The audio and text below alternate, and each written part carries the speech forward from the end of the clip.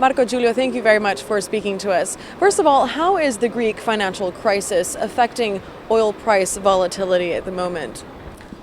We saw that there is quite a lot of uncertainty lately since Tsipras announced the referendum.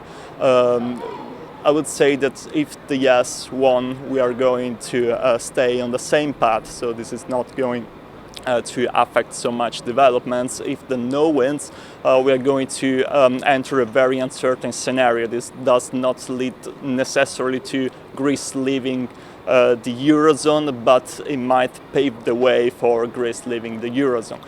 What we saw in the markets so far is that they are not overreacting. Maybe they think that Greece will not leave the Eurozone, or maybe they already factored this in and they think that in the end it's not going to be a problem because the rest of the Eurozone is shielded enough. What we saw specifically with reference to oil markets in the last day, the WTI decreased a couple of dollars, but this is not necessarily related to developments in Greece, but maybe much more on data on US inventories. So I would say that for the time being, markets are quite calm on this. What can we predict on the assumption that Greece might just leave the single currency? What will happen to oil prices then? Well, first, the assumption is that there is no assumption. If the Greeks vote no, they might still technically remain in the Eurozone, but at some point the ECB might stop the emergency liquidity assistance, which might be conducive to the exit of Greece from the Eurozone.